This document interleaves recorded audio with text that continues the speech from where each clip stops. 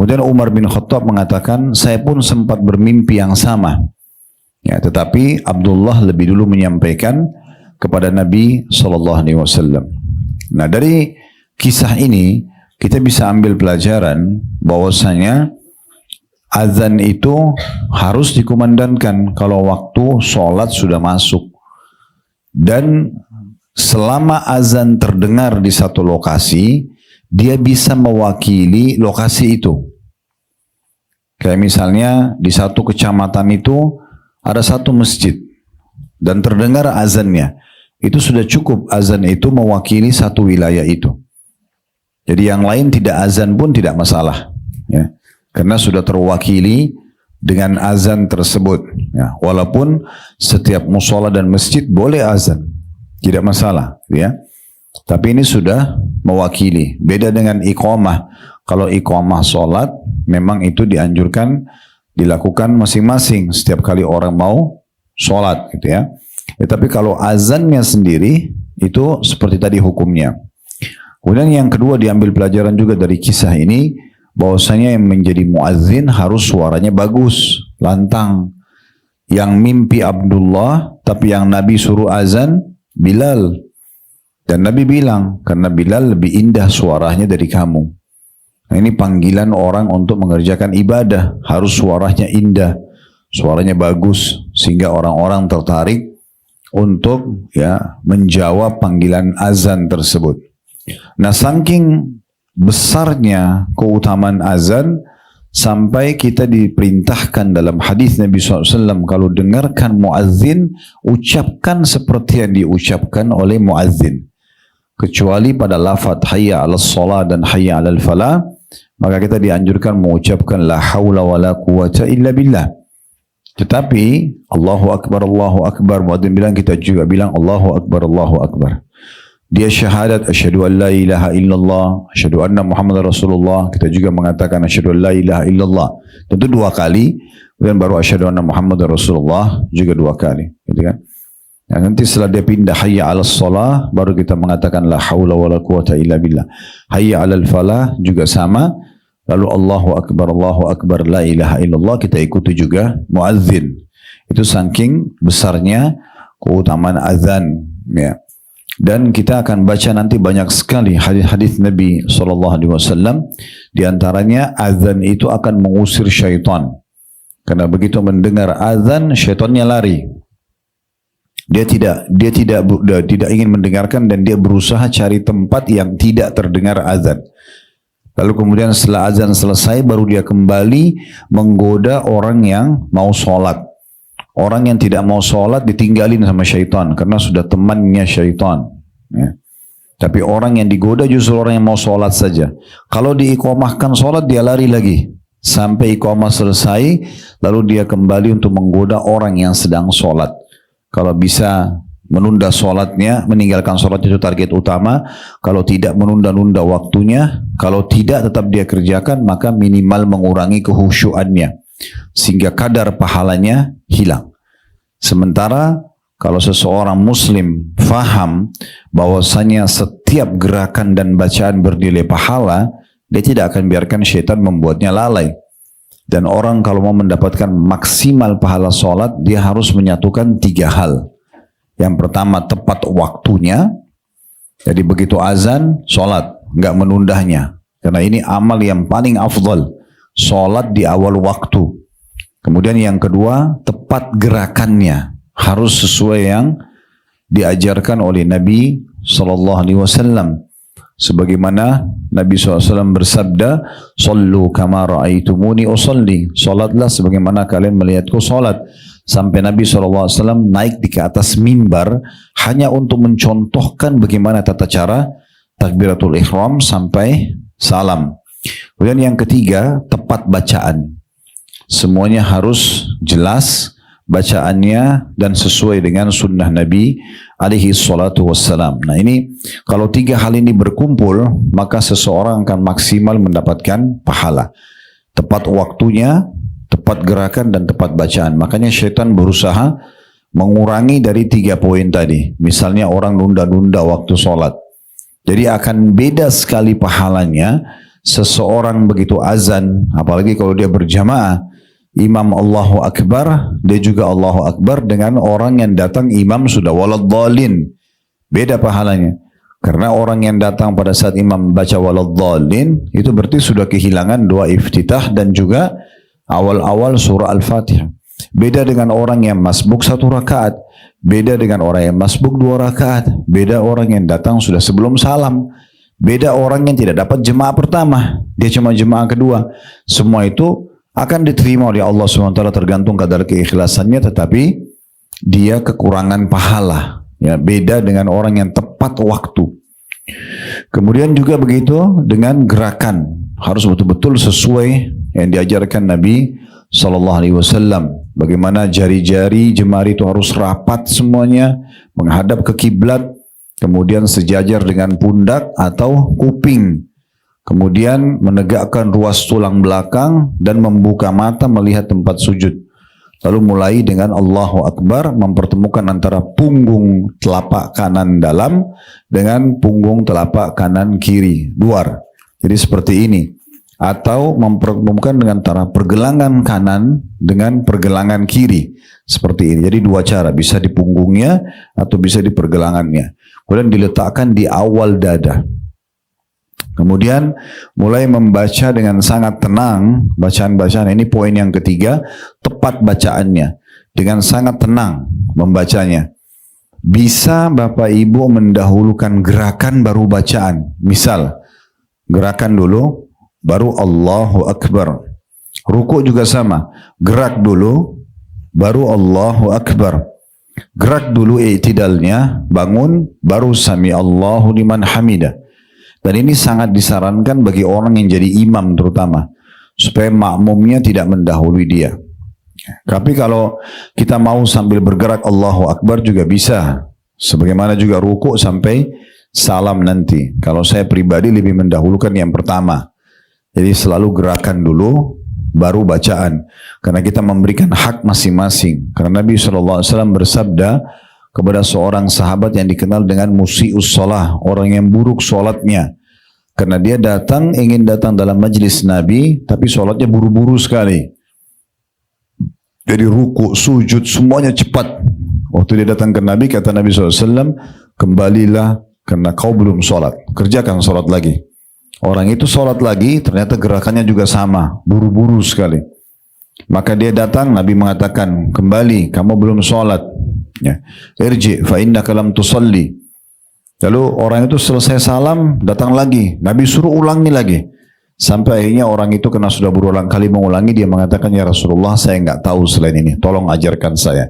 Mulailah Nabi ajarkan. Kalau kau ingin sholat, tenangkan semua anggota tubuhmu. Berarti bahasan masalah gerakan. Setelah tenang, barulah takbiratul ihram. Setelah tangan sudah diletakkan, sudah sendi kembali pada tempatnya semuanya, barulah mulai baca. Jadi dari hadis ini kita tangkap gerakan dulu baru bacaan, gitu ya. Kalau sudah selesai, rukuklah. Rukuk, setelah sendi semua kembali pada tempatnya, sudah benar rukuknya, baru kemudian baca.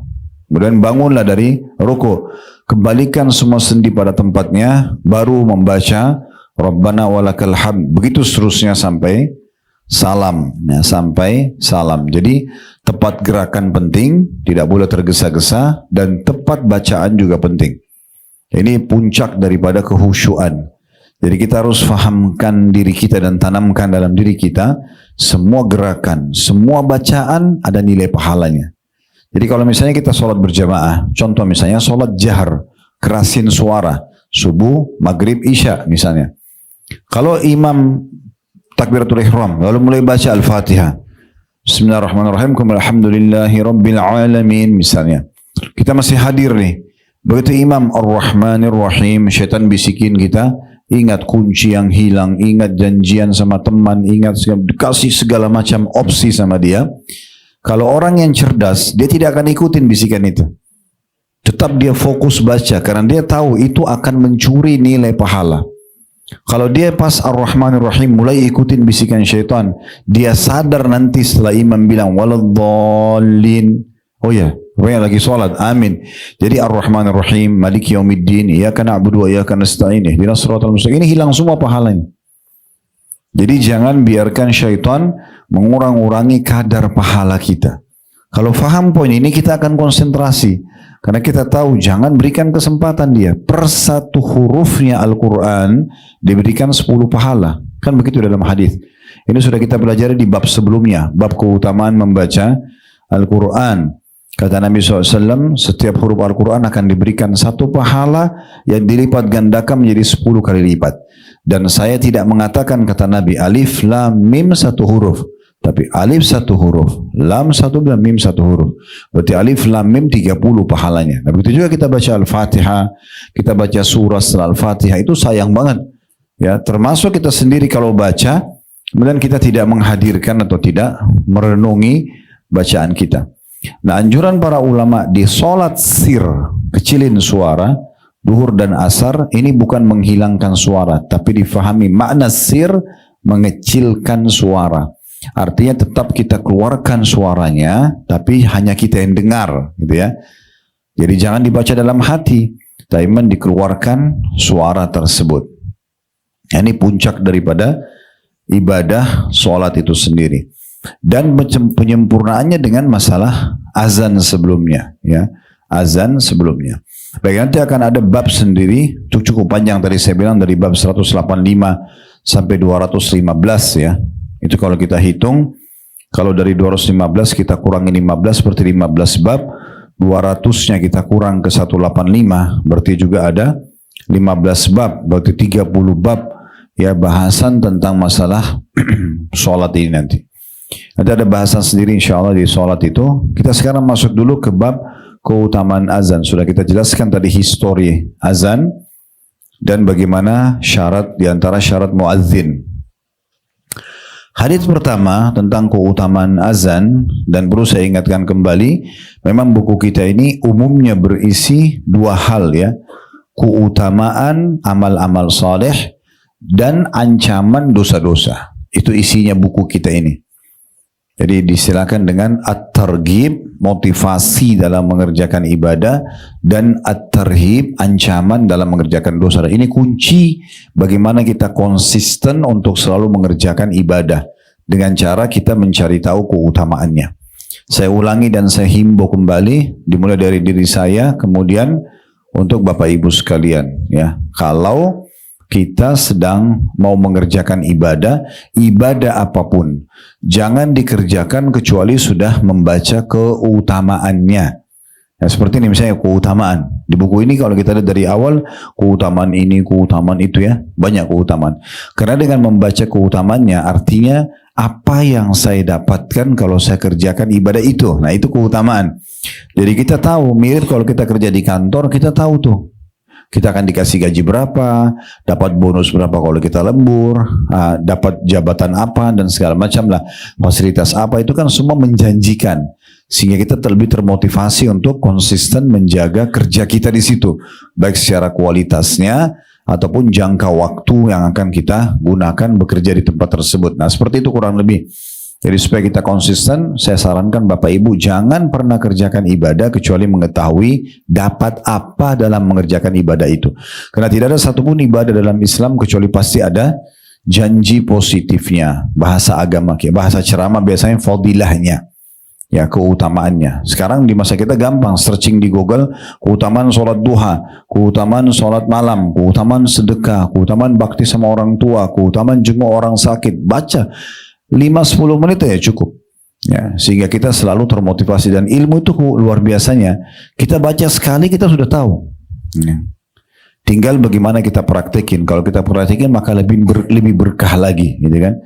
Jadi ilmu bukan berarti harus terus-menerus kita baca setiap kali mau jenguk orang sakit baca lagi, enggak. Tapi cukup sekali sebenarnya. Kalau kita mau ulangi 2 kali, 3 kali, maka insya Allah kita sudah tahu tentang keutamaannya. Sebagaimana juga kita kalau mau meninggalkan satu perbuatan dosa, maka kita baca ancamannya. Misalnya masih dalam hati sering tergoda untuk melakukan gosip misalnya, ghibah atau fitnah, atau mau berbuat dosa apalah. Coba cari sendiri, bisa searching di Google, ancaman ghibah, ancaman ini dan itu. Kalau mau visual audio tentu bisa di TikTok, di Instagram, di Facebook, ya banyak sekali yang bisa kita dengarkan dari ceramah-ceramah. Nah, ini sekarang kita sedang bicara masalah keutamaan ya, azan itu sendiri. Hadis pertamanya itu di urutan 1040. Artinya sudah 1040 hadis yang kita pelajari sampai di halaman 686 dari awal kita belajar. Tentu hadis yang kita pelajari sudah lebih dari ini karena memang hampir di setiap satu hadis kita akan jelaskan atau tambahkan syarah beberapa hadis atau dalil-dalil yang lain dari Al-Quran, dari perkataan sahabat misalnya. Hadis nomor 1040 dari awal belajar ini berbunyi dari Abu Hurairah radhiyallahu anhu bahwa Rasulullah sallallahu alaihi wasallam bersabda, "La ya'lamun nasu ma fi nidai was-saffil awwal, thumma lam yajidu illa an yastahimu alaihi lastahamu alaihi, walau ya'lamuna ma fi at-tahjiri lastabaqu ilaihi, walau ya'lamuna ma fi al-atamati was-subhi la atawhuma walau habwa." Seandainya orang-orang mengetahui keutamaan atau apa yang akan didapatkan yang ada pada azan dan shaf pertama, kemudian mereka tidak bisa mendapatkannya kecuali mereka mengundi atau dengan mengundi satu sama yang lain, niscaya mereka akan mengundi untuk mendapatkannya. Seandainya mereka mengetahui keutamaan di balik mendatangi sholat lebih awal waktunya, ya, tentu mereka akan berlomba memperebutkannya. Dan seandainya mereka mengetahui keutamaan yang ada pada sholat isya dan subuh, tentu mereka akan mendatangi keduanya meskipun dengan merangkak. Muttafaqun alaih, di sebelahnya ditulis, itu artinya diriwayatkan oleh Bukhari dan Muslim. Muttafaqun alaih disepakati ya oleh atau telah disepakati hadis ini. Biasanya kalau tertulis muttafaqun alaih berarti Bukhari dan Muslim. Itu ditulis al-istiham artinya mengundi, sementara at-tahjir artinya mendatangi sholat berjamaah lebih awal. Baik, sekarang kita masuk seperti biasa mengorek mutiara-mutiara ilmu dari hadis ini. Yang pertama, adanya motivasi dari hadis ini untuk mengejar keutamaan azan. Ini jadi saksi bahasan kita. Ini mengandung dua makna. Keutamaan menjadi muadzin itu sendiri dan keutamaan menjawab azan dengan mengucapkan apa yang diucapkan lafaz oleh muadzin dan segera mengerjakan sholat. Atau kalau kita mau jadikan tiga bagian bisa juga ya. Jadi dari keutamaan pertama ini atau faedah pertama dari hadis, keutamaan azan yang dimaksud dengan kalau seandainya manusia mengetahui apa yang disiapkan dari balasan azan, ini mengandung tiga makna. Keutamaan menjadi muadzin, keutamaan menjawab lafaz azan yang diucapkan muadzin, dan yang ketiga keutamaan langsung mengerjakan sholat. Karena kan muadzin memanggil hayya 'alas shalah, ayo kerjakan salat. Setelahnya langsung hayya 'alal falah, ayo menuju mendapatkan kemenangan atau keberuntungan. Berarti habis salat kalau kerjakan dapat keberuntungan. Nah, seperti itulah. Baik, di sini yang pertama tadi adalah menjadi muadzin. Nanti akan kita baca hadis setelah ini nomor 1041 tentang keutamaan muadzin, bagaimana mereka akan memiliki leher yang paling tinggi pada hari kiamat. Nanti akan kita jelaskan maknanya. Dan juga keutamaan muadzin itu sendiri, semua orang yang sholat karena azan yang dia kumandangkan, dia akan panen pahalanya. Dalam sholat, kalau Bapak Ibu sholat sendiri, berarti Bapak Ibu dapat pahala sendiri. Kalau Bapak Ibu mengajak orang lain, kalau bahasa saya supaya mudah difahami, Bapak Ibu marketingkan. Ibadah ini perlu dimarketingkan. Ajak orang lain sholat, ajak orang lain sedekah, ajak orang lain haji dan umrah, ajak orang lain jenguk orang sakit, ajak semua. Ya, misalnya di grup kita, di media kita, di status kita, bisa kita ajak mereka. Ya, sehingga kalau ada yang ikut, misal kita ajak 10 orang sholat, 10-10-nya semua ikut. Misal contoh, kita mendapatkan 10 pahala. Angka 10 ini tanda kutip cuma sebagai contoh. Kita dapat 10 pahala, 10 orang teman yang kita ajak masing-masing mendapatkan 10-10 juga. Jadi maksudnya 10 semuanya. Tetapi karena kita yang mengajak 10 orang itu, Allah memberikan kita nilai pahala mereka tanpa dipotong dari pahala mereka. Artinya 10 orang itu kalau 10 kali 10 itu berarti 100. Berarti kita karena mengajak kita dapat 110 pahala. Kita sendiri 10, pahala 10 orang teman yang kita ajak kita juga dapat pahalanya. Nah itu pentingnya untuk mengajak orang pada kebaikan. Yang itu. Itu bisa bermakna seperti itu ya. Kemudian imam itu akan panen pahala makmumnya. Karena dia mengimami sholat. Dan muazzin panen pahala semuanya. Baik itu imamnya, baik itu makmumnya. Karena dia yang memanggil. Karena dia yang memanggil. Ini keutamaan yang sangat besar. Jadi faedah pertama dari hadis adalah keutamaan azan. Keutamaan azan. Karena kata Nabi SAW, kalau seandainya manusia tahu apa yang dijanjikan di azan.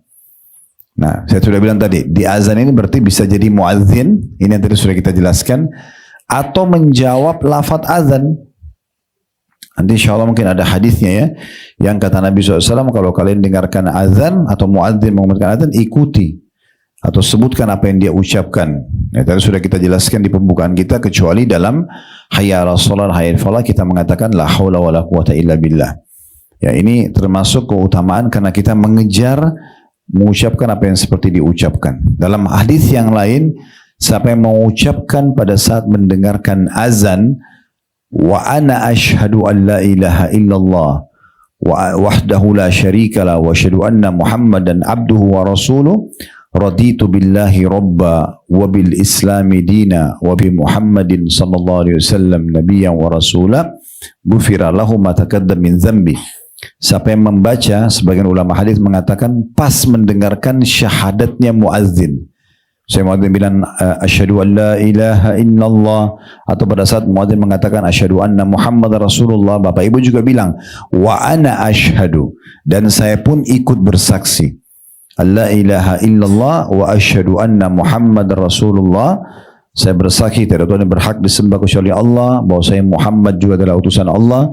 Raditu billahi rabba, aku ridha Allah sebagai Tuhan, wabil islami, dan Islam sebagai agamaku, wabil Muhammadin nabiyyan wa rasul, dan Muhammad sebagai nabi dan utusan Allah, maka dibersihkan dosa-dosanya yang telah lalu. Dan itu. Ini termasuk keutamaan tersendiri ya. Jadi menjawab muadzin. Begitu juga yang ketiga adalah segera mengerjakan sholat. Nanti akan banyak di bab-bab setelah ini tentang keutamaan mengerjakan sholat di awal waktu, keutamaan mengerjakan sholat berjamaah. Itu semuanya menandakan memang punya keutamaan. Ini faedah pertama dari hadis tentang keutamaan azan itu sendiri. Dan kita sudah tahu, tadi saya sudah bacakan terjemahannya. Kata Nabi SAW, "Thumma lam yajru illa an yastahimu alai lastahamu alai." Kalau mereka tidak bisa dapatkan itu kecuali mereka saling mengundi, maka mereka akan melakukannya. Untuk menjadi muazzin atau menjawab lafaz azan atau langsung segera mengerjakan sholat. Nah itu ya. Jadi saking besarnya yang dijanjikan keutamanya sampai kalau mereka kalau tahu itu pasti mereka akan saling mengundi. Ya. Sampai sebagian ada yang mengatakan, sebagian ulama ada yang mengatakan, andai saja ada orang yang mendahului aku dalam sholat atau saf, dan aku tidak bisa menyainginya kecuali menyerahkan seluruh hartaku di dunia ini, aku akan berikan kepada dia untuk mengejar apa yang sudah dia dapat. Ya. Kemudian faedah kedua dari hadis tentang keutamaan saf pertama. Jadi lebih kepada laki-laki, ya. Karena ada hadis Nabi SAW yang berbunyi, sebaik-baik saf laki-laki yang paling depan, sebaik-baik saf perempuan yang paling belakang. Jadi beda. Kalau perempuan justru yang paling belakang kalau di masjid, kalau laki-laki justru yang paling depan, gitu ya. Jadi harusnya kalau mau dijalankan sunnah ini, para marbot masjid itu bisa membantu. Misalnya jemaah laki-laki datang disuruh isi dulu saf-saf pertama. Sudah penuh, baru saf kedua. Sudah penuh, baru saf yang ketiga. Saya pernah sholat di beberapa masjid itu ada begitu ya. Bagus sistemnya. Diingatkan jemaah yang baru datang, itu masih kosong Pak, silakan isi di sebelah sana, diajarin, karena dianjurin. Karena biasanya bapak-bapak memang mungkin karena tidak faham, saf masih kosong dia sudah buat saf yang selanjutnya. Padahal sebenarnya tidak boleh. Harus dia mengisi dulu saf, dan saf itu dimulai dari belakang imam ke sebelah kanan dulu. Kalau sudah full ke sebelah kanan, baru sebelah kiri. Saf pertama sudah penuh. Saf yang kedua dari belakang imam lagi ke kanan, sudah penuh baru yang kirinya. Begitu terus sampai ke belakang. Kalau perempuan justru berbeda. Ya, saya pernah tahu juga di satu masjid yang besar di Jakarta, mereka juga punya sistem itu. Di perempuan itu ada marbotnya yang mengarahkan. Kalau ibu-ibu malah disuruh isi dari saf yang paling belakang. Jadi isi mulai sini bu ya, sebelah kanan sudah full, di sebelah kirinya. Si marbot maju lagi, jadi dia membelakangi kiblat. Mengajak para ibu-ibu masuk, ini bu, saf yang kedua diisi lagi, kanan dulu baru kiri. Begitu terus sampai saf perempuannya penuh ke depan.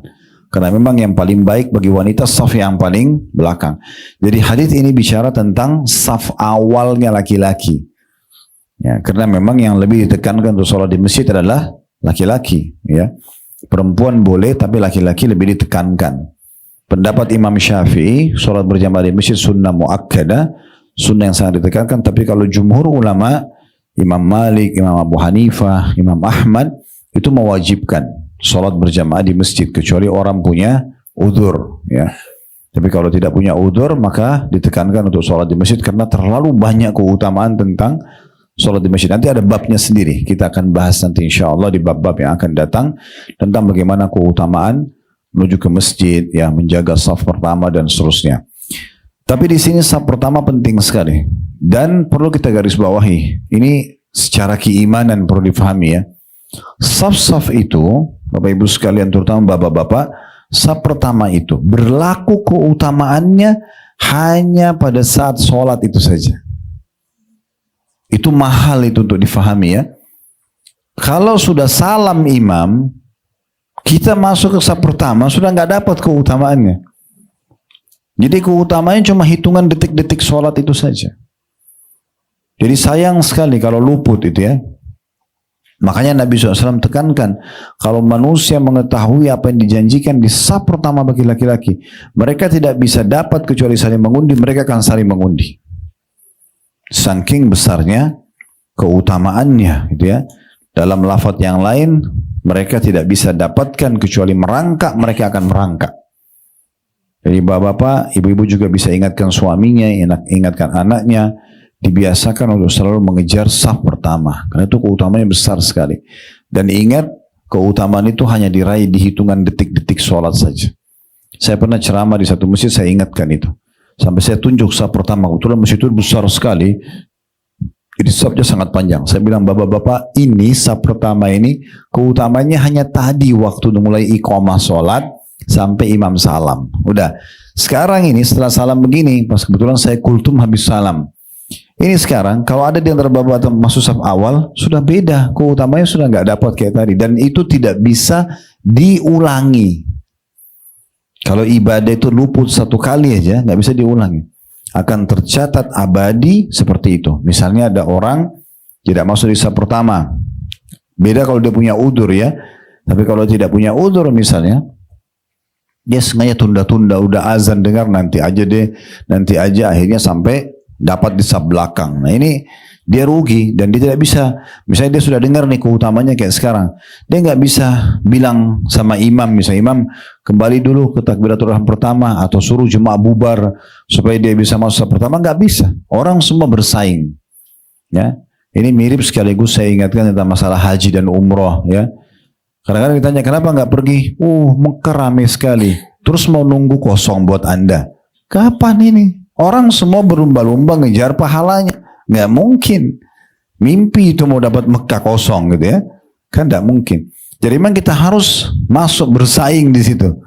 Makanya Allah mengatakan tentang surga, wa fi dzalika falyatanafasil mutanafisun. Pada surga itu dan keutamanya disitulah harusnya orang berlomba-lomba. Memang bersaing dalam kebaikan.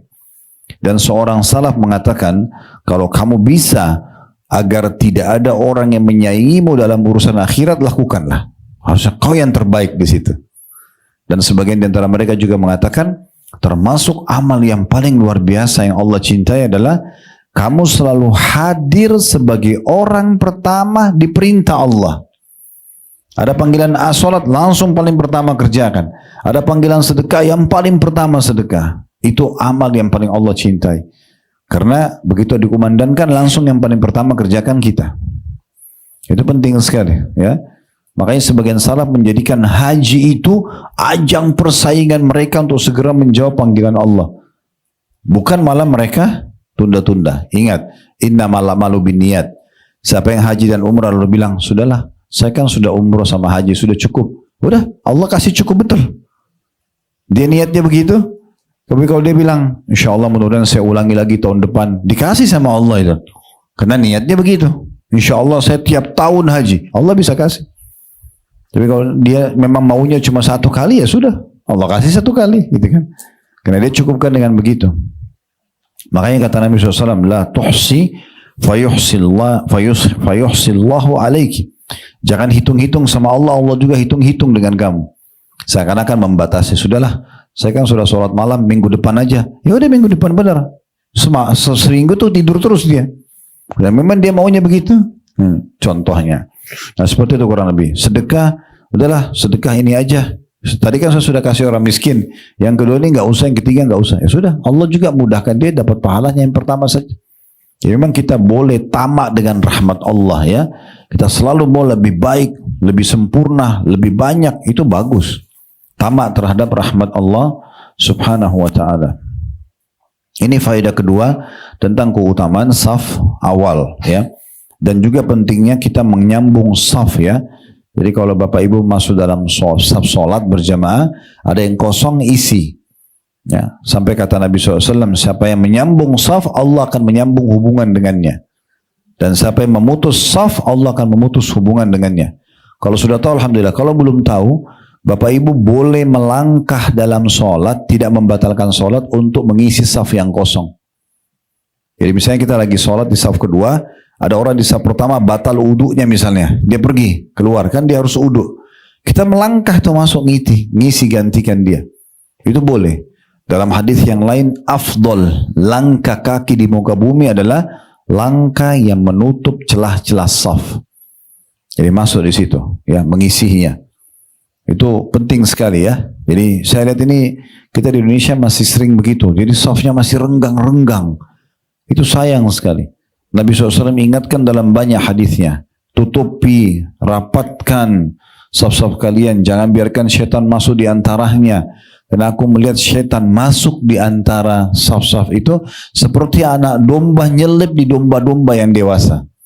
Domba biasa kan bulunya tebal, jadi walaupun dia dempet, seakan-akan dempet badan, padahal sebenarnya bulunya, jadi kakinya masih berjarak.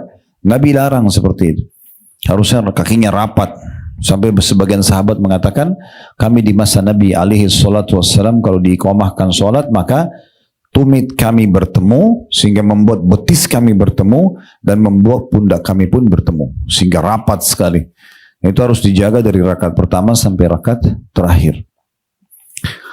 Kemudian faedah ketiga, tentang bolehnya seorang muslim bersaing dalam kebaikan-kebaikan. Boleh bersaing dalam kebaikan. Ya, tapi syaratnya bukan berharap hilang dari orang yang sedang kita saingi.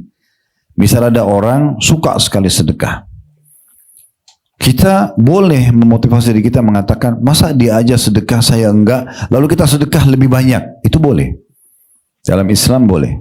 Tapi ingat, tidak berharap hilang kesempatan itu dari dia, nggak boleh. Karena kalau sudah berharap sebuah nikmat hilang dari seorang muslim, itu namanya hasad. Nggak boleh. Ya. Jadi kalau ada orang banyak bangun masjid, kita juga ingin seperti dia.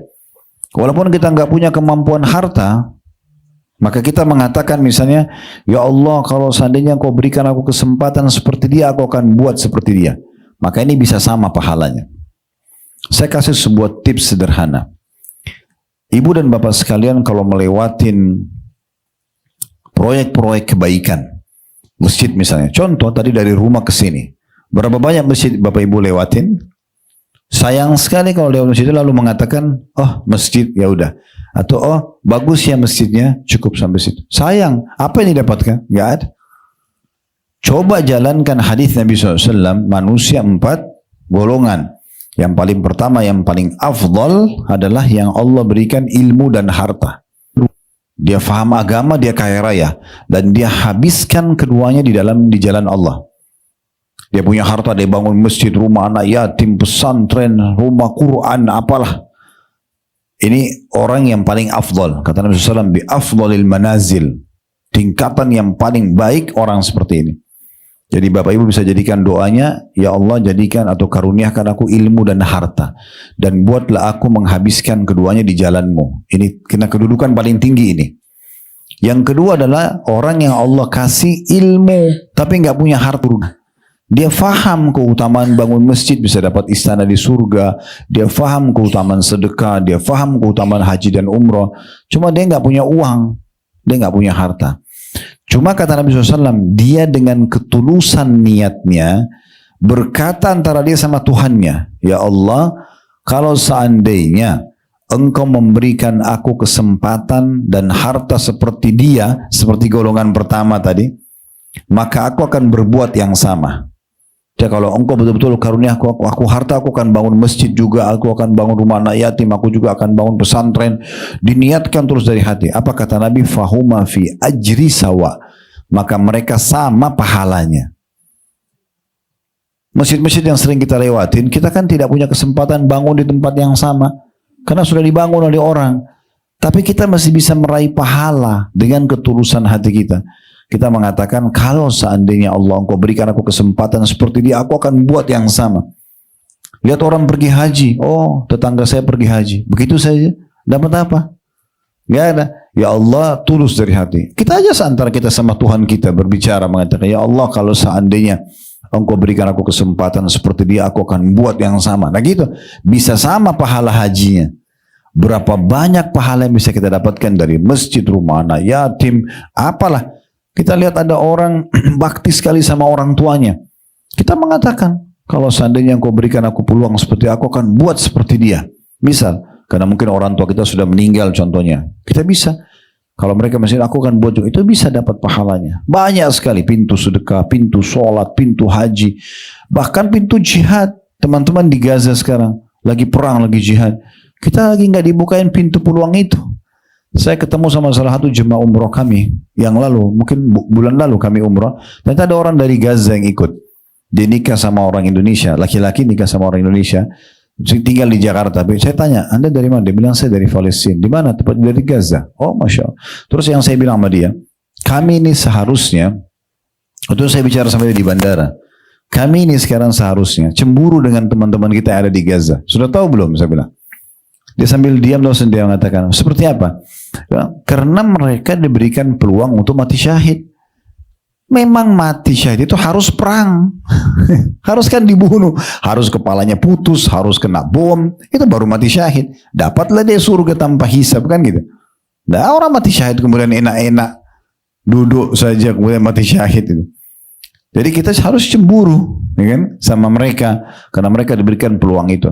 Tetapi di sini poin yang saya ingin titik beratkan, karena kita lagi alhamdulillah aman, tentram negara, semoga Allah jaga semua ketentraman ini, lagi tidak dibukain pintu seperti mereka untuk mati syahid. Kita bisa tetap raih pahala seperti mereka. Kita bilang, kalau seandainya terjadi atau saya hidup bersama mereka di sana, saya akan juga melakukan hal yang sama. Saya akan berjuang mempertahankan ya agama Islam, saya perjuangkan tentang keimanan saya, walaupun saya dibunuh oleh orang-orang Yahudi misalnya.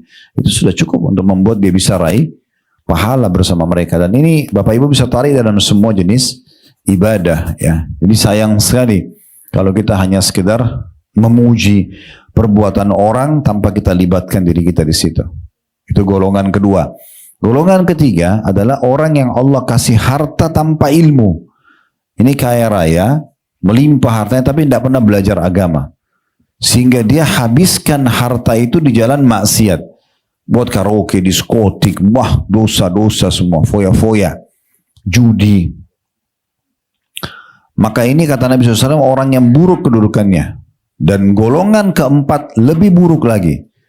Orang yang Allah tidak kasih ilmu, tidak kasih harta. Udah bodoh agama miskin. Tapi dia bukan lihat golongan pertama sama kedua.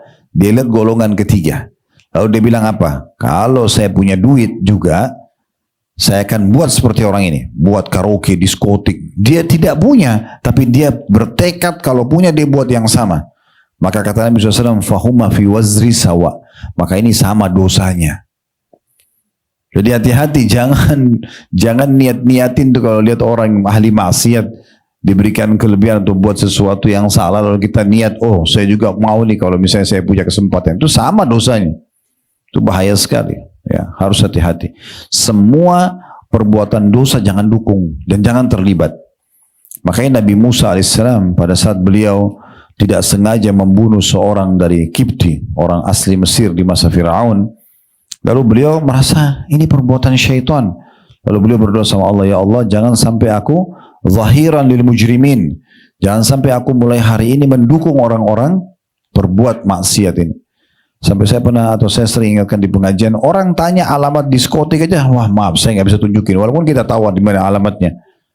Nah kita tunjukin dia yang 2-3 jam buat dosa di sana, kita panen dosanya walaupun kita tidur di rumah. Ini untuk apa? Ada orang subhanallah begitu, dia jadi pendukung terhadap dosa teman-temannya. Dia berzina atau dia tidak berzina, lalu dia ajar temannya, begini loh caranya. Diajarin cara berzina, masuk hotel, kalau perlu dia bayarin. Ini kebodohan luar biasa. Jadi selama temannya faham caranya, dia akan panen dosanya. Ini bahaya sekali. Jadi jangan menjadi pendukung terhadap keburukan, tapi dukung justru kebaikan-kebaikan, walaupun hanya dengan niat kita. Walaupun hanya dengan niatnya. Tentu tidak cukup niat kalau kita punya kemampuan. Misalnya Bapak Ibu punya kemampuan haji, udah saya niat aja deh.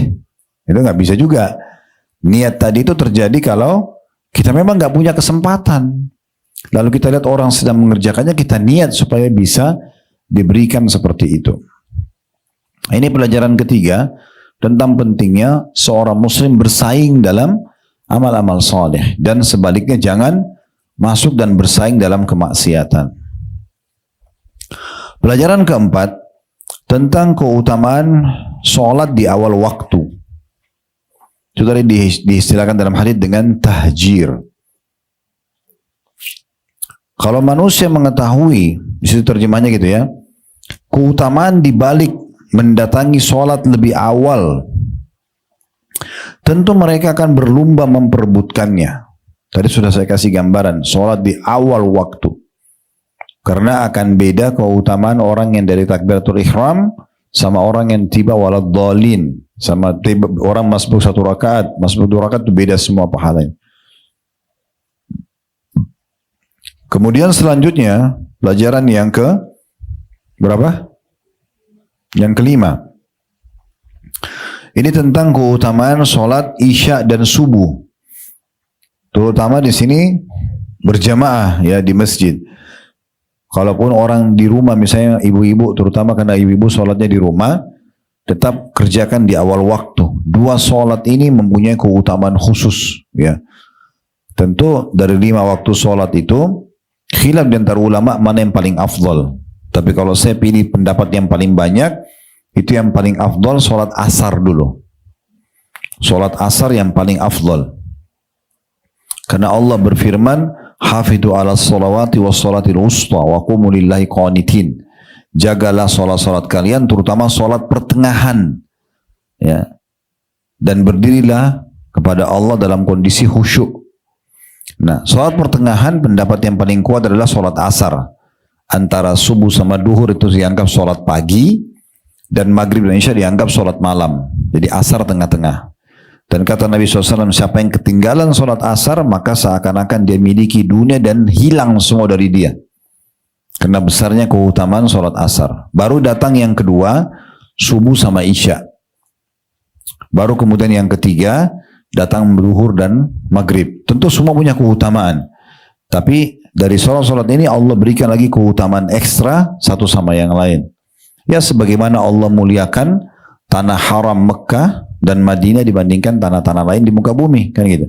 Sebagaimana Allah pilih dari kalangan malaikat ada Jibril, Mikail, Israfil, pemimpin mereka. Pada jumlah malaikat miliaran. Sebagaimana Allah pilih 124.000 nabi dari kalangan manusia miliaran jumlahnya. Dikerucutkan lagi ada 313 rasul. Sebagaimana Allah pilih hari Jumat dibandingkan lebih mulia daripada hari yang lain. Allah pilih Ramadan lebih mulia daripada bulan-bulan yang lain, walaupun semua punya keutamaan, kan gitu. Nah seperti itu kurang lebih. Nah dalam hadis ini disebutkan tentang keutamaan subuh dan isya. Dan ini ulama mengatakan kenapa disebutkan ini secara khusus? Karena ini sholat yang paling berat bagi orang munafik.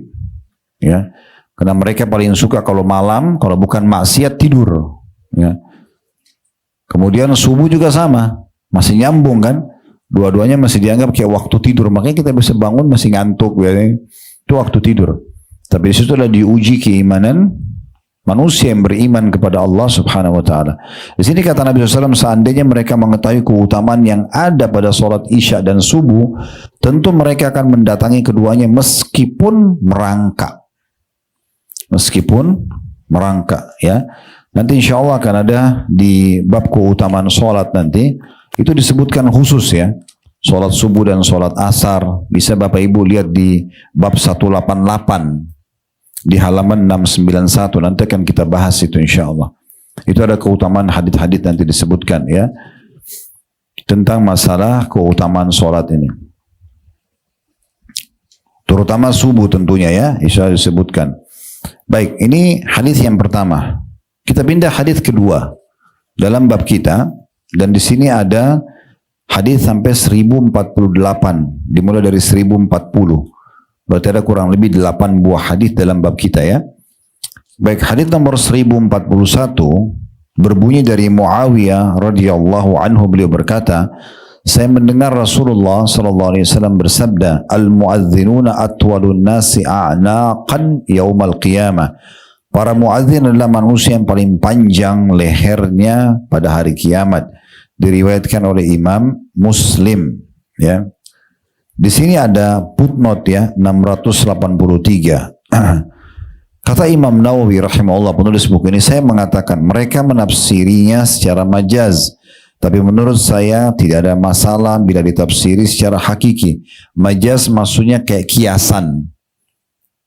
Tapi beliau mengatakan hakiki. Ini apa adanya. Kita bisa maknakan juga memang mereka, Allah tinggikan leher mereka supaya dikenal oleh orang-orang pada hari kiamat. Bahkan itu merupakan hukum asal. Dan hal itu merupakan satu keistimewaan yang diberikan oleh Allah kepada para muadzin yang ikhlas, yang mengikuti sunnah. Ini yang saya baca footnote nomor 683 di bawah ya, yang kecil itu. Lihat nggak? Ya, nah itu saya lagi baca itu, soalnya keterangan tentang apa yang dimaksud dengan panjang lehernya. Nah dari hadits ini diambil pelajaran satu saja, keutamaan para muadzin. Ya. Tentu yang disebutkan tentang keutamanya di akhirat. Kalau di dunia sudah saya sebutkan tadi ya, dia akan panen pahala semua orang yang menjawab azannya. Baik itu dengan lafaz atau dengan segera mengerjakan sholat. Tapi di akhirat mereka akan dimuliakan di mahsyar nanti dengan ditinggikan lehernya. Yang majaz tadi, yang kiasan itu cukup banyak pendapat. Ada yang mengatakan yang dimaksud adalah paling terhormat hari kiamat. Ada yang mengatakan berarti paling banyak amalnya, dan segala macam hal ditafsirkan ya, atau dimaknai. Ada juga yang mengatakan seperti Imam Nawawi yang mengatakan secara hakiki memang Allah tinggikan mereka sehingga lebih dilihat dari orang-orang lain, supaya orang tahu oh ini muadzin khusus ya, bukan berarti mereka jadi jelek. Tidak usah dibayangkan secara fisiknya apa lehernya menjadi panjang seperti apa, bukan seperti itu. Karena bisa bermakna Allah lebih tinggikan badannya daripada orang lain kan gitu. Nah, seperti itu maksudnya. Baik, hadis yang ketiga dalam bab kita, dan ini urutan 1042 dari awal belajar, berbunyi dari Abdullah bin Abdurrahman bin Abu Sa'sa'ah, bahwa Abu Sa'id al-Khudri radhiyallahu anhu berkata kepadanya, inni araka tuhibbul ghanama wal badiyah, fa idza kunta fi ghanamik aw badiyatik fa adzanta lis-shalah farfa' sautaka bin nida, fa innahu la yasma'u mada sautil mu'adhdhin jinnun wala insun wala syai'un illa syahida lahu yaumal qiyamah. Qala Abu Sa'id sami'tuhu min Rasulillah sallallahu alaihi wasallam. Kata Abu Sa'id al-Khudri radhiyallahu anhu, dia bercerita dan menasihati seseorang yang bernama Abdurrahman bin Abu Sa'sa'ah. Kata Abu Sa'id, sesungguhnya aku melihatmu menyukai kambing dan daerah pedalaman. Maksudnya si Abdurrahman bin Abu Sa'sa'ah ini suka gembala kambing. Ya, kamu suka menjauh dari orang. Gembala kambing biasanya ke gurun pasir, ke tanah lapang yang luas, dan umumnya tidak ada orang di sana. Maka kata Abdurrahman, maka apabila kamu sedang mengembalakan kambingmu atau berada di daerah pedalamanmu, kemudian tiba waktu sholat, kamu azan untuk sholat, maka keraskan suara azanmu. Karena tidak ada jin, manusia, dan segala sesuatu yang mendengar suara orang yang mengumandangkan azan, melainkan ia akan bersaksi untuknya pada hari kiamat. Kata Abu Sa'id Al-Khudri radhiyallahu anhu, saya mendengarkannya langsung dari Rasulullah sallallahu alaihi wasallam. Hadis diriwayatkan oleh Bukhari. Dari hadis ini kita ambil pelajaran tentang keutamaan Abu Sa'id Al-Khudri radhiyallahu anhu, karena beliau yang menceritakan kepada kita kronologis hadis ini. Yang sudah kita sampaikan di kelas hadis kita ini. Dari awal kita belajar, kalau ada seseorang sahabat yang menjadi penyebab diceritakan atau menceritakan kronologis hadis, maka kita mengatakan itu punya keutamaan khusus, ya. Kemudian pelajaran yang kedua, pentingnya seseorang mengajarkan ilmu yang dia faham, walaupun misalnya cuma sedikit. Sebagaimana sabda Nabi SAW, "Ballighu anni walau ayat." Ajarkan dariku walaupun sebuah ayat. Misalnya Bapak Ibu faham tentang hadis ini, keutamaan azan misalnya. Contoh punya buku, bisa difoto, bisa dicatat, bisa di searching, ya, bisa juga di share setelah itu, ya, dibagikan kepada teman-teman di grup WA, di medsos kita, di status kita, ya. Siapa tahu ada 1-2 orang yang nyantol dan mengamalkan sehingga kita bisa panen pahalanya gitu, ya. Di sini Abu Sa'id Al-Khudri radhiyallahu anhu melihat Abdurrahman bin Abu Sa'sa'a, dia seorang pengembala kambing dan lebih suka kehidupan di padang pasir. Memang subhanallah ada orang yang Allah tanamkan begitu, ya. Kami pernah ke Jordan waktu itu, jalan cukup jauh dari Petra menuju ke Amman, mungkin 4 jam naik bus. Selama perjalanan itu cukup banyak padang pasir di kiri kanan perjalanan. Itu rupanya ada orang-orang Badui, mereka pakai tenda-tenda.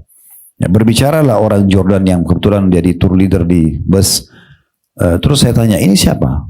Mereka bilang ini orang-orang Badui. Saya tanya, kenapa pemerintah Jordan? Karena dinar Jordan itu lebih tinggi dari dolar. Mungkin 1 dinar itu mungkin bisa 2 dolar atau lebih. Jadi tinggi kurs mereka gitu, ya. Kenapa pemerintah Jordan tidak biayai saja orang-orang Badui ini, diajak tinggal di kota misalnya, atau dibuatin mereka perkampungan sendiri, karena mereka tuh pakai tenda, nggak pakai rumah. Terus di jawaban dia unik kita. Saya sesuaikan dengan hadis seperti ini, dan memang umumnya orang-orang yang tinggal di padang pasir itu Allah buat hati mereka suka begitu.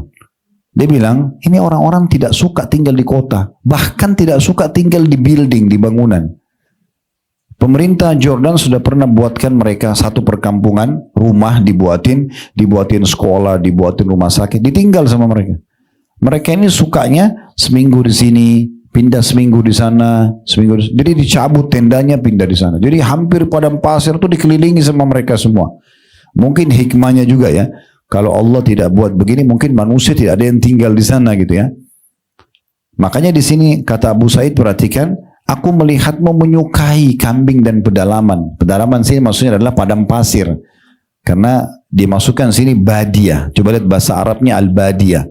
Ya. Bisa lihat nggak? Setelah kata-kata al-ghanam. Inni araka tuhibbul ghanam wal badia. Badia itu kehidupan badui. Ya. Lebih kepada kalau di negara Arab itu di padang pasir. Ya. Jadi memang ada orang yang suka begitu, ya. Baik, kita ambil pelajaran tadi yang pertama, kedudukan Abu Sa'id Al-Khudri. Yang kedua, pentingnya seseorang menyampaikan apa yang dia ketahui. Di sini Abdurrahman, si Abu Sa'id lihat Abdurrahman ini orang suka tinggal di padang pasir. Nah, mumpung orang ini ketemu, orang ini biasanya hilang nih, pindah sana, pindah sini, kayak tadi saya, itu ciri khasnya mereka gitu, ya. Mumpung ketemu, kayaknya saya lihat kamu ini suka sekali tinggal di pedalaman, di padang pasir, bawa gembala dombaan kamu. Maka dia ingin titip pesan supaya dapat pahala. Maka di sini Abu Sa'id titipkan pesan, kalau kau sedang gembala dombamu di padang lapang, tiba waktu sholat, kamu azan, kerasin suaramu. Karena semua yang dengar suaramu, jin, manusia, atau apapun akan jadi saksi untukmu hari kiamat. Di sini yang kita ambil pelajaran bagaimana jelinya Abu Sa'id untuk segera meraih pahala dari orang itu.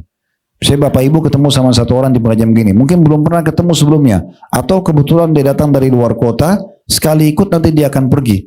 Kenapa kita nggak kesempatan menyampaikan sebuah pesan buat dia?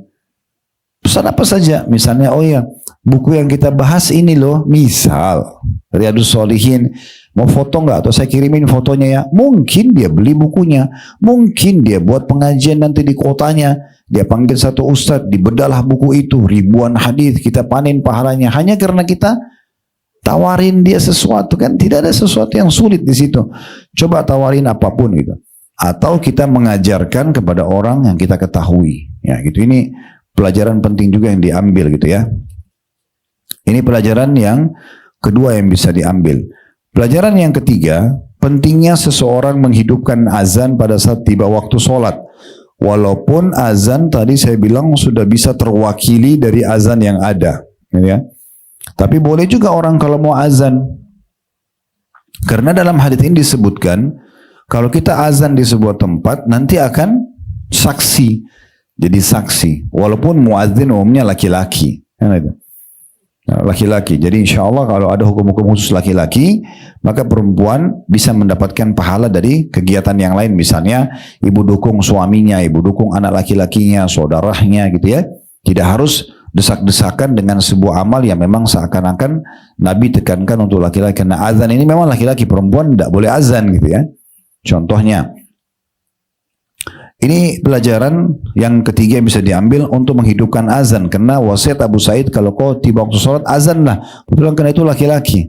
Dan keraskan suaramu. Berarti salah satu poin yang perlu digarisbawahi, mengeraskan suara pada saat azan. Nah syukurnya, di masa kita sekarang sudah ada mikrofon, ya, pengeras suara, sehingga kita lebih gampang gitu ya. Nah seperti itulah. Kemudian yang keempat pelajarannya adalah keutamaan orang yang suara azannya didengarkan atau diperdengarkan. Karena semua yang dengar suaranya dari jin, manusia, kita tidak tahu jin berapa banyak yang lewat di situ mendengarin azan. Apalagi kalau pakai mikrofon kedengar di mana-mana. Manusia juga dengar, dan di sini dikatakan luar biasa uniknya, dan segala sesuatu yang mendengar suara orang, apapun itu, akan menjadi saksi pada hari kiamat. Artinya akan memberikan saksian, betul ya Allah, orang ini telah mengumandangkan azan, ya. Kemudian kita masuk hadis terakhir kita mungkin ya pada kesempatan ini. Oke, saya bacakan hadis nomor 1043 ya. Berbunyi dari Abu Hurairah radhiyallahu anhu, beliau berkata, Rasulullah SAW bersabda, "Idza nudiya bis salati adbara syaitan وله ضرات حتى لا يسمع التأذين فإذا قضي النداء أقبل حتى ثوب للصلاة أدبر حتى إذا قضي التثويب أقبل حتى يخطر بين المرء ونفسه يقول اذكر كذا واذكر كذا لما لم يذكر من قبل حتى يظل الرجل ما يدري كم صلى." Kata Nabi SAW, apabila azan solat dikumandangkan, syaitan lari menjauh sambil mengeluarkan kentut hingga dia tidak mendengarkan azan. Ini maaf, memang terjemahnya begitu ya. Jika azan telah usai, maka dia datang lagi hingga apabila iqamah solat dikumandangkan, dia lari lagi. Dan apabila iqamah selesai, maka dia datang lagi hingga ia membisikkan sesuatu pada diri seseorang, maksudnya yang sedang solat. Ia berkata, ingatlah ini dan ingatlah itu, yaitu sesuatu yang dia tidak ingat sebelumnya, hingga orang itu tidak mengetahui sudah berapa rakaat dia sholat. Hadis diriwayatkan oleh Bukhari dan juga Muslim. Dari hadis ini kita mengambil pelajaran bahwasanya yang pertama, adanya keutamaan azan yang membuat syaitan lari pada saat mendengarkannya. Artinya berarti di antara azan dikumandangkan dari mulai Allahu Akbar sampai la ilaha illallah, itu syaitan kosong itu. Lari semuanya. Kecuali qarin. Qarin itu pendamping kita. Karena memang Allah mengizinkan dia untuk mendampingi manusia dan menggodanya sebagai ujian. Dia membisikkan. Tapi selain ini semuanya lari dengan mendengarkan azan itu sendiri. Ya. Sampai digambarkan, maaf ini mengeluarkan angin ya. Ini biasanya orang seperti ini keadaannya lari karena ketakutan. Biasanya begitu, ya, digambarkan seperti ini karena dia lari dalam kondisi ketakutan. Berarti kemungkinan besar memang bukan hanya sekedar takut dengan azan, tapi mungkin ada ancaman bagi dia. Mungkin dia kebakar, mungkin dia tersiksa. Kita nggak tahu apa yang Allah ancamkan kepada mereka. Tapi yang jelas larinya dengan mengeluarkan angin berarti kena ketakutan. Ya, ada sesuatu di situ. Nah itu pelajaran pertama yang bisa diambil. Artinya syaitan akan lari. Kemudian pelajaran kedua, syaitannya akan kembali setelah azan selesai. Artinya dia segera kembali, ya, untuk menggoda lagi orang-orang. Tetapi yang digoda di sini adalah orang yang mau sholat. Dia akan fokus kepada orang yang mau sholat, ya, supaya jangan sholat. Kalau bisa meninggalkan itu target utama. Kalau nggak bisa meninggalkan, minimal menunda-nunda. Nanti aja deh, sebentar aja deh, setengah jam lagi, nah gitu-gitu. Itu juga dari syaitan. Karena akan kehilangan keutamaan sholat di awal waktu sebagaimana kita jelaskan tadi, ya. Kemudian yang ketiga, keutamaan iqamah. Karena dengan iqamah, syaitannya lari lagi. Tapi dia akan kembali setelah iqamah selesai. Dan perhatikan, kenapa saya bilang tadi, dia hanya menggoda atau fokus menggoda orang yang sholat. Karena di sini Nabi SAW sebutkan, kalau iqamah selesai, maka dia segera hadir dan membisikkan kepada orang yang mau sholat. Ingatlah ini, ingatlah itu. Sampai dia lupa berapa jumlah rakaatnya. Nah, sudah kita bilang tadi, kiatnya sederhana. Kalau mau supaya tidak tergoda kan gitu. Bagaimana kita fahami bahwasanya keutamaan yang kita dapatkan, pahala yang kita dapatkan termasuk sempurnanya gerakan dan bacaan. Jadi jangan kita biarkan syaitan mencuri itu. Selalu kalau ada bisikan kita tepis saja. Semua yang mengajak kita untuk menghayal itu dari syaitan. Dan saya selalu sarankan tinggalkan persepsi yang selalu mengatakan syaitannya kuat nih. Kuat dari mana? Kalau syaitan kuat Bapak Ibu sekalian, kira-kira masih bisa duduk belajar gini? Masih bisa sholat? Masih bisa tutup aurat? Nggak bakal bisa, syaitan itu jahat. Allah mengatakan innahu aduwwun lakum fattakhidhu adwa. Mereka tuh musuh nyata kalian, jadikan musuh-musuh kalian. Tapi Allah mengatakan inna kaida syaitani kana dhaif. Syaitan itu sangat lemah. Ya, jadi mereka lemah. Mereka cuma bisikan, lalu kemudian ya mereka akan bisa tertolak dengan kita tidak mengikuti bisikannya. Kita sudah bacakan ya. Sehingga saya pertemuan lalu kalau tidak salah kita sempat baca surah Ibrahim, surah nomor 14 ayat 22 yang khutbahnya iblis. Ya. Iblis itu berkhutbah nanti di neraka di hari kiamat. Bisa dilihat dalam surah Ibrahim surah 14 ayat 22. Bagaimana nanti dia akan mengatakan sesungguhnya Allah memerintahkan kalian dengan perintah yang benar, janji yang benar, tapi saya menjanjikan kalian yang palsu, saya pungkiri, ya. Dan saya tidak buat apa-apa kecuali hanya membisikkan kalian, tapi kalian mengikuti saya. Jangan salahkan saya, salahkan diri kalian sendiri. Saya tidak bisa tolong kalian, kalian tidak bisa tolong saya, gitu kan? Jadi memang ini pernyataan syaitan yang menandakan memang dia cuma bisa membisikkan, nggak lebih daripada itu. Nah, ini termasuk bagian pelajaran yang bisa diambil, ya. Bahwasanya yang membuat juga ini pelajaran terakhir yang keempat, bahwasanya semua kelalaian dalam sholat datangnya dari syaitan. Semua kelalaian dalam sholat datangnya dari syaitan. Baik, ini nanggung ya, hadisnya saya selesaikan. Kemudian hadis nomor 1044 dari Abdullah bin Amr bin As radhiyallahu anhuma bahwa beliau mendengar Rasulullah SAW bersabda, "Idza sami'tumun nida faqulu mithla ma yaqul, thumma sallu alayya fa inna man shalla alayya salatan sallallahu alayhi biha 10, thumma salullaha liyal wasilah fa innaha manzilatun fil jannati la tanbaghi illa li 'abdin min ibadillah wa arju an akuna anahu faman sa'ala liyal wasilata hallat lahu syafa'ah."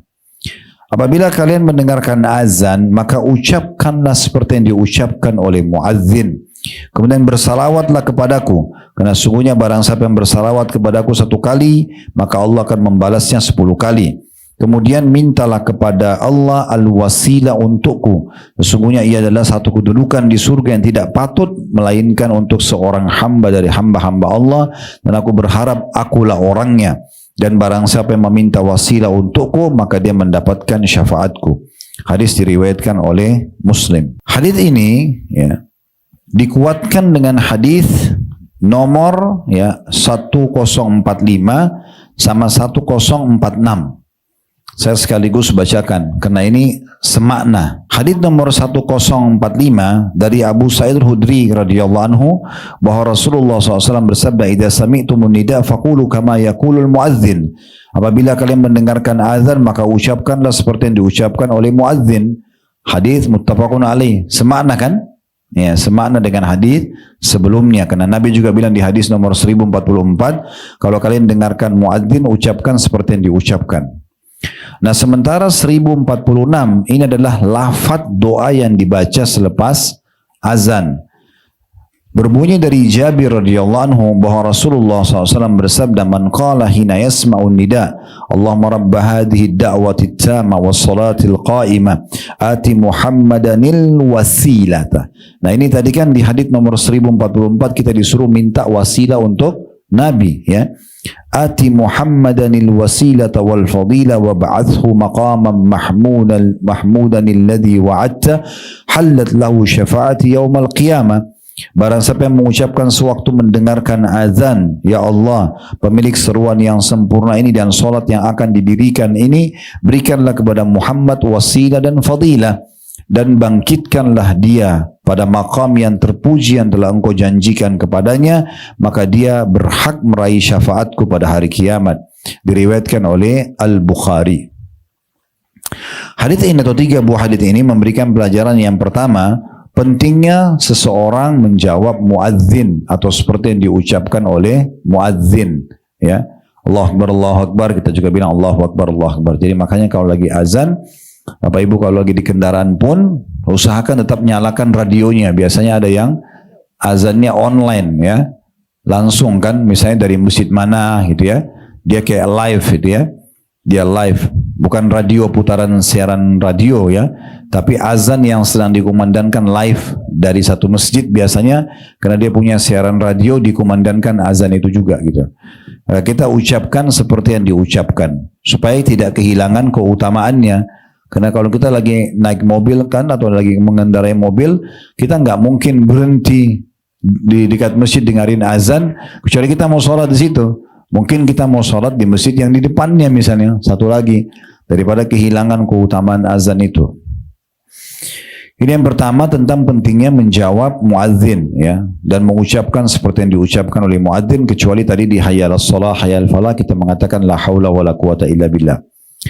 Kemudian pelajaran yang kedua tentang perintah untuk membaca salawat kepada Nabi SAW setelah dengarkan azan.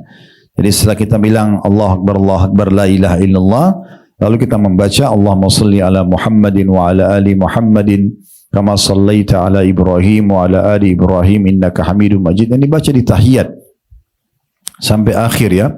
Wa barik ala Muhammadin wa ala ali Muhammad kama barakta ala Ibrahim wa ala ali Ibrahim innaka Hamidum Majid. Itu dikatakan salawat, dan ini ulama hampir semua sepakat mengatakan ini salawat yang paling afdal, dikenal dengan salawat Ibrahim.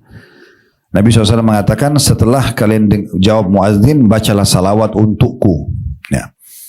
Kemudian pelajaran di sini dikatakan, dan di sini keutamanya siapa yang baca 1 kali salawat Allah akan balasnya dengan 10 ya balasan. Kemudian yang pelajaran ketiga, pentingnya untuk meminta al-wasilah buat Nabi. Apa itu al-wasilah? Disebutkan karena dia adalah sebuah tempat istimewa di surga. Hanya ada satu saja. Dan untuk satu orang, kalau kita bisa bahasakan ini, tempat paling lux di surga. Itu hanya satu tempatnya dan hanya untuk satu orang. Ya. Kalau kita tangkap lafaz hadis, ini seakan-akan ini persaingan di antara nabi-nabi, ya, bukan orang umumnya.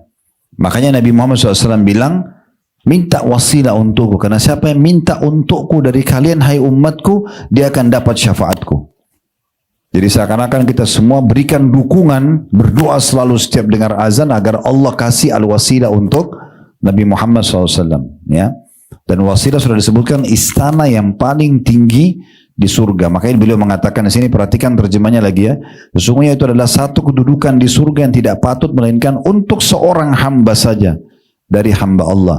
Dan aku berharap akulah orangnya. Dan di sini beliau bilang, dan siapa yang minta untuk wasilah untukku, dia akan dapat syafaatku. Berarti kan kita disuruh berikan dukungan beliau dengan doa-doa kita agar Allah SWT memastikan al-wasilah untuk beliau. Dan di sini menandakan siapa yang minta untukku berarti hanya untuk nabi-nabi di sini, bukan untuk semua orang.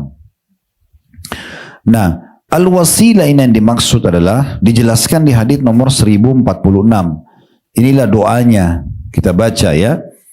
Ini pelajaran yang ketiga tadi, ya, yaitu bagaimana kita membaca atau memintakan wasilah kepada Nabi SAW, dan doanya di nomor 1046.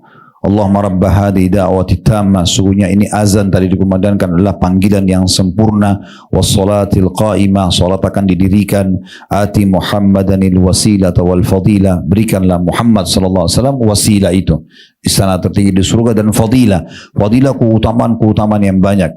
Wa ba'athu maqaman mahmudan alladhi wa'adta, dan berikanlah dia kedudukan tinggi yang telah engkau janjikan, ya. Kata Nabi SAW, siapa yang baca ini untukku, dia akan dapat syafaatku. Jadi ini 1046 rincian terhadap makna atau permintaan Nabi agar kita meminta wasilah untuk beliau. Jadi setelah azan baca salawat, lalu baca doa ini. Dua buah hadis terakhir ini yang dibaca, yang tadi saya bilang ya, kalau ibu dan bapak dengar azan, ucapkan syahadat, ya, ucapkan syahadat. Namun setelah saya cek riwayat tadi ini, ternyata memang ada tadi saya sempat keliru bilang ya, di raditu billahi robba, di sini dikatakan wabi Muhammadir Rasul wabil Islami dina.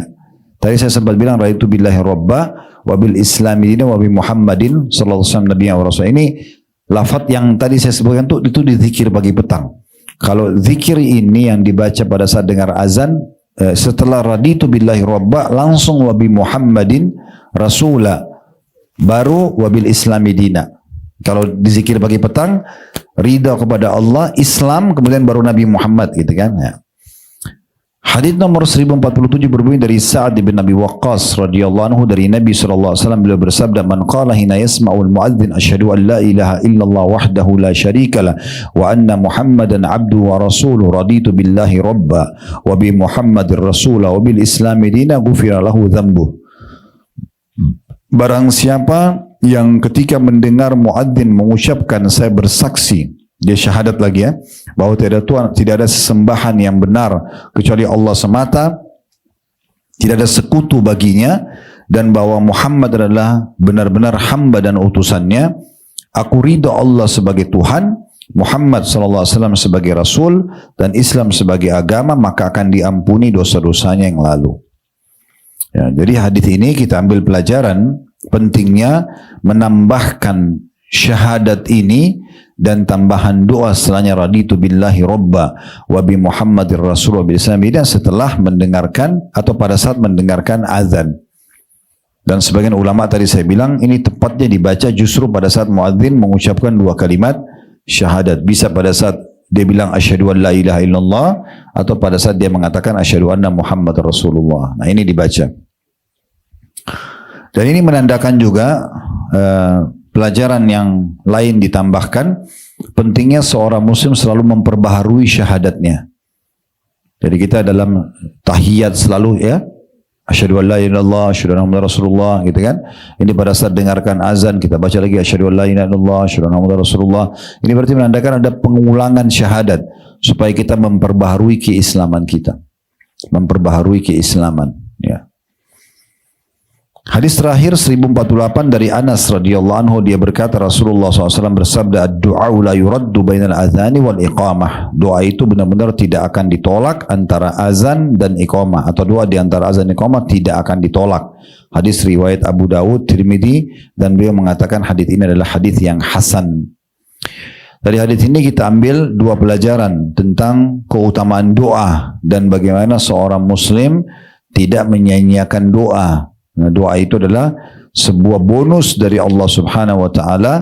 Kita bisa panjatkan apa saja selama bukan yang haram, maka bisa kita minta kepada Zat yang Maha Kaya. ya. Dan kita dianjurkan meminta apapun kepada Allah. Dalam sebuah hadis dikatakan sampai tali sendal. Jadi minta dari hal yang kecil sampai hal yang besar. Jadi jangan Bapak Ibu sekalian seperti sebagian orang nanti kalau sudah sakit parah baru dia berdoa sama Allah. Enggak, dari hal yang kecil. Minta supaya hari ini diberikan keberkahan, hari ini dimudahkan menggunakan pakaian, hari ini diberikan makanan yang cocok misalnya, dan seterusnya. Semua itu bagian daripada hal yang dianjurkan. Itu pelajaran pertama. Pelajaran kedua, keutamaan secara khusus doa antara azan dan iqamah. Di sini kena bahasan kita bab azan, disebutkan keutamaan. Ini dikatakan tidak ditolak. Nah ini durasinya pendek sekali ya. Makanya kalau sudah dengar azan tadi, walaupun di mobil, di radio misalnya, yang lagi live, maka dengarin dulu, ikutin azan, jangan buru-buru dimatikan. Ya.